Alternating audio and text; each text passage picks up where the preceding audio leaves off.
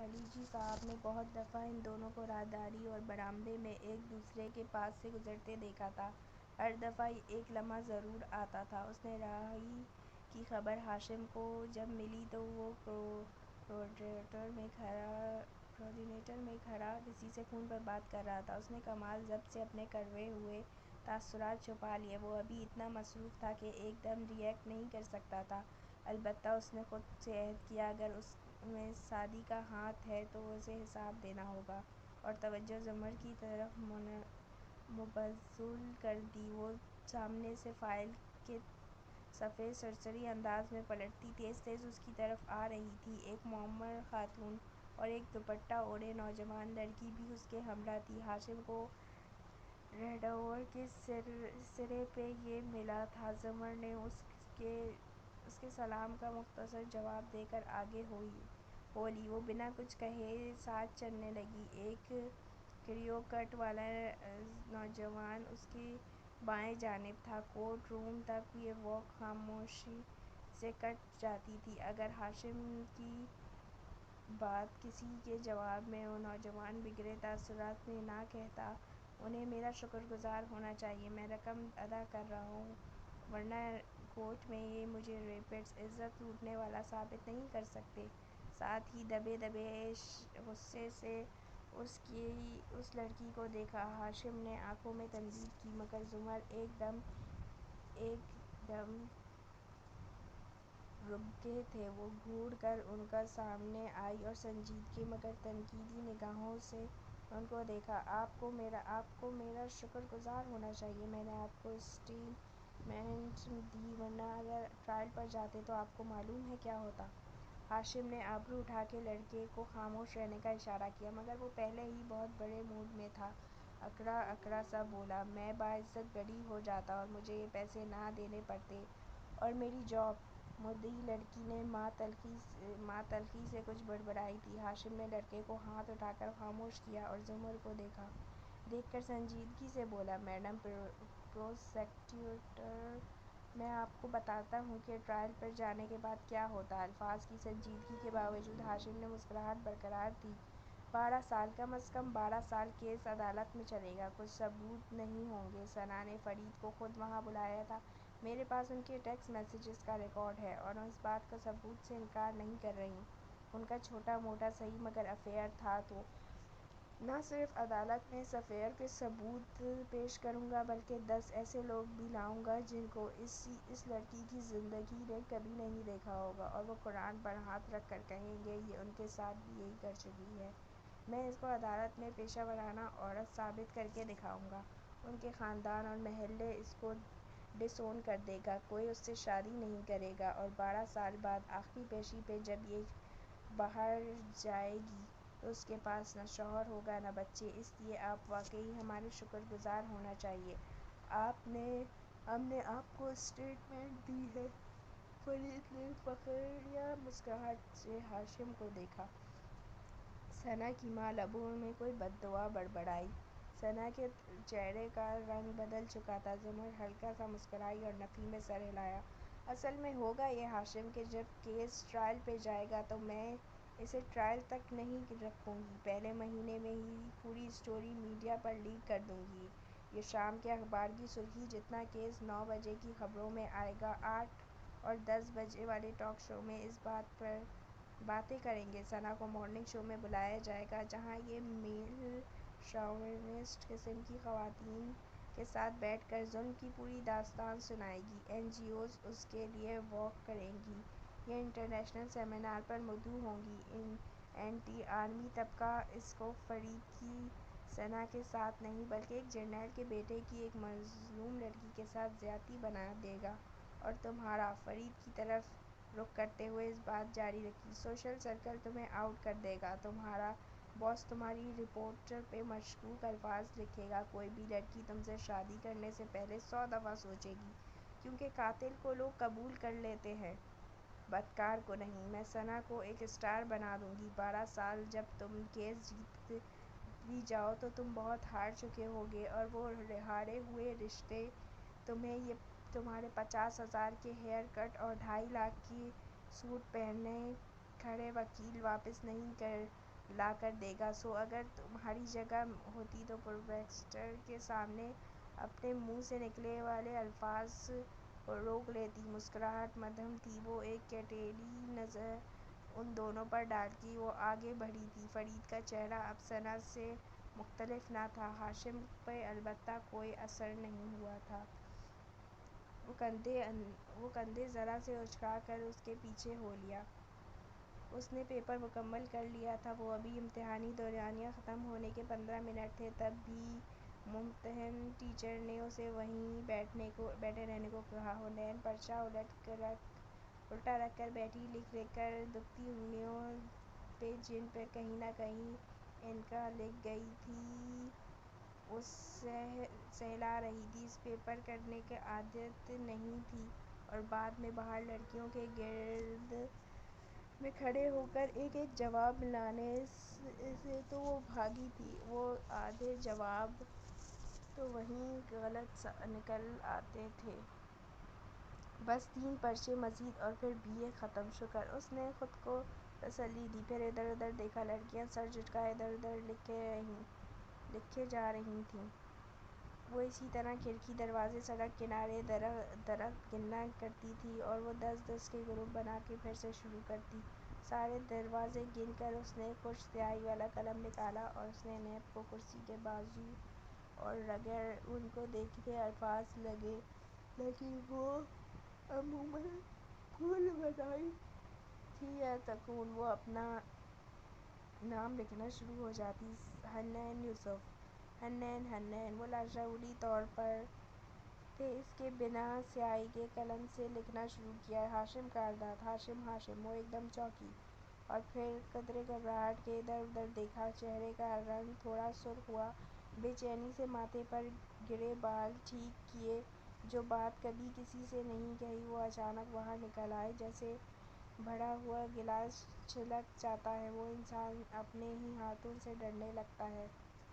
اس نے قلم رکھ دیا، پھر آنکھیں بند کیں۔ نظر کے سامنے چند لمحات، چند گھڑیاں گزریں جب اس نے کبھی ہاشم کو دیکھا نہ تھا، نہ ملی تھی۔ خاندانی دعوتیں، تہوار اور ان کی ماں کے سوتیلے بھائی کا فرسٹ کزن ہر وقت مسکراتا ہوا، بہت شاندار اور متاثر کن۔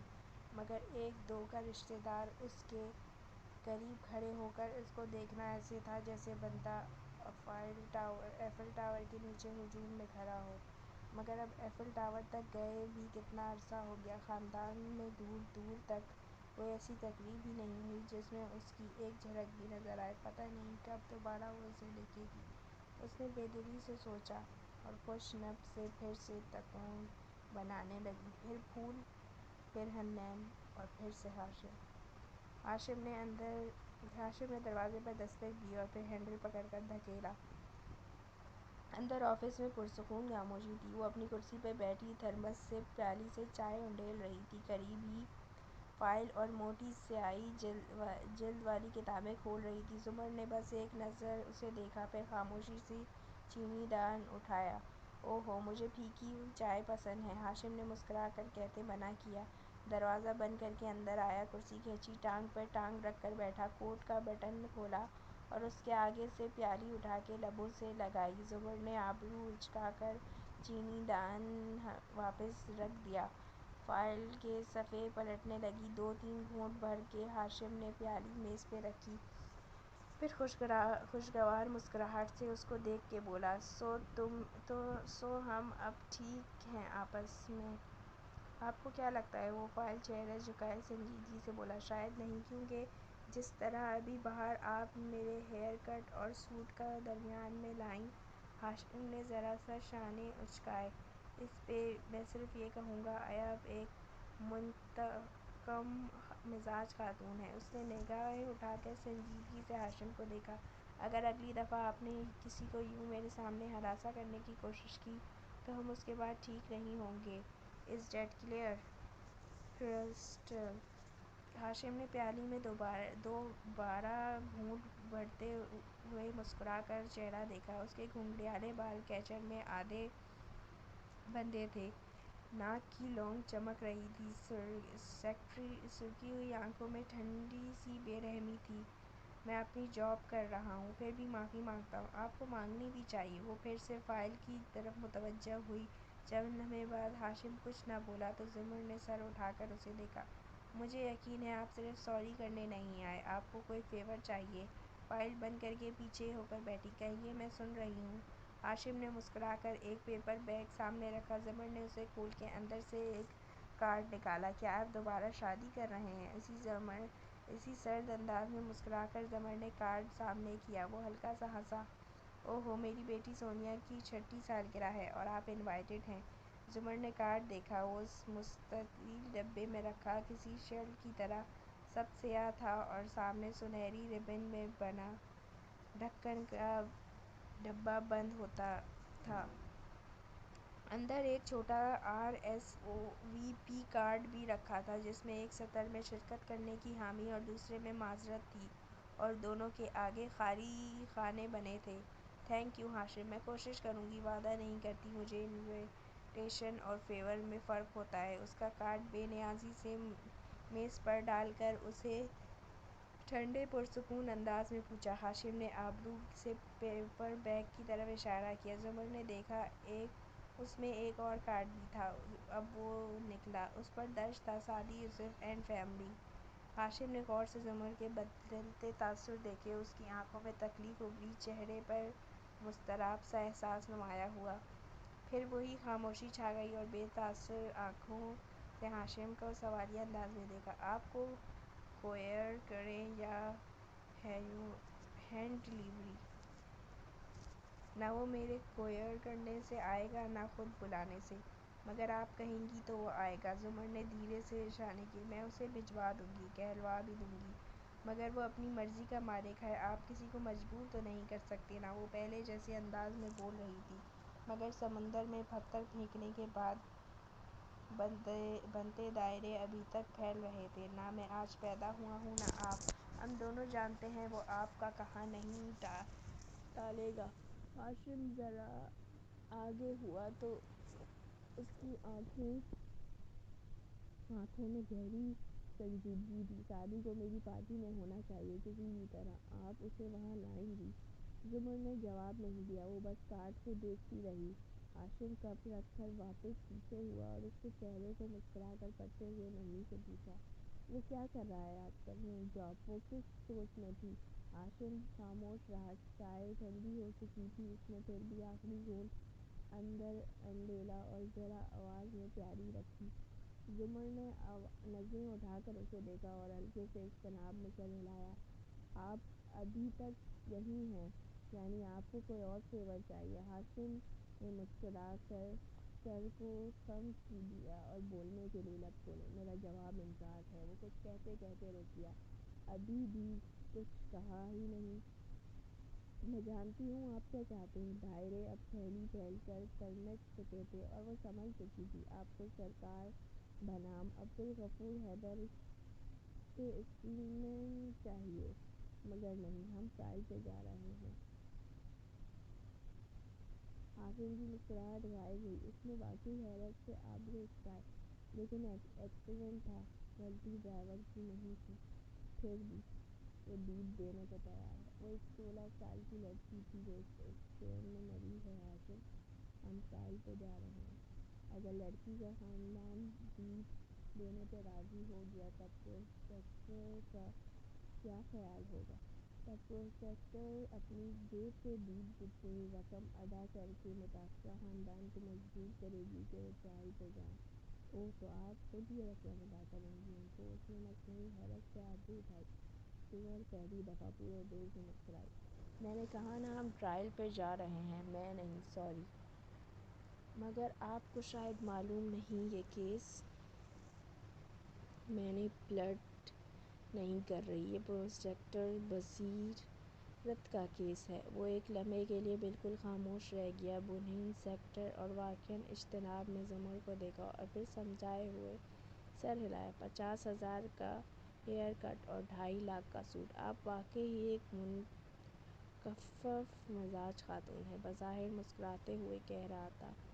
آپ نے جان بوجھ کر یہ کیس انہیں دے دیا، کیونکہ جب انہیں معلوم ہوگا ڈیفینس میں ہاشم کارداد ہے تو کا کردار ہے تو وہ کبھی اسے اسٹیل نہیں کریں گی۔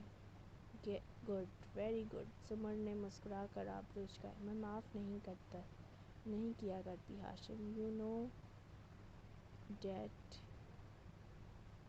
کیا میں ابھی بھی آپ کی پارٹی میں انوائٹڈ ہوں؟ بالکل، اور آپ سعدی کو بھی لائیں گی۔ ہمارے ذاتی تعلقات سب کی توجہ کو متاثر نہیں کر سکتے۔ وہ مسکرا کر اٹھا، کوٹ بٹن بند کیا، بار بار بجتا موبائل سائڈنگ لیا اور اس رسان سے بولا، میں اس کیس کو سیٹل کروا لوں گا۔ ہاشم سب سنبھال لیتا ہے، یو نو ڈیٹ۔ باوجود اس کے بصیرت صاحب کے پاس آج کے بعد بہت وقت ہوگا۔ اس نے سمندر میں دوسرا پتھر پھینکا۔ آج کیا ہوا ہے؟ اس نے دوبارہ فائل کھولی۔ اس کے کیس کا فیصلہ جو آ گیا ہے۔ کس کیس کا؟ وہ اب ایک سطر کو انڈر لائن کر رہی تھی۔ ہاشم نے جواب نہیں دیا۔ زمر نے دوسری سطح کی لائن کی، پھر ایک دم اس نے چونک کر سر اٹھایا۔ کس کیس کا؟ اس کے سوال کی نوعیت مختلف تھی۔ آنکھوں میں بے پناہ شوق اور اضطراب تھا۔ چہرہ سفید پڑتا جا رہا تھا، جیسے سنہرا صحرا میں اچانک سے برف باری ہو جائے۔ اوہ، آپ کو نہیں معلوم، مجھے ابھی پتہ چلا ہے۔ ہاشم کو جیسے بہت افسوس ہوا۔ کیا فیصلہ آیا؟ اس نے اگلی سانس میں پوچھا۔ وہ جگہ سے بھی نہیں اٹھی، گردن اٹھا کر ہاشم کو دیکھی۔ وہ بالکل ساگن تھی۔ ناٹ گلٹی، ہر الزام سے بری۔ ہاشم نے ہمدردی سے سر جھٹکا، آئی ایم سوری، پھر دوبارہ سے بجتے موبائل کی طرف متوجہ ہوتا باہر نکل گیا۔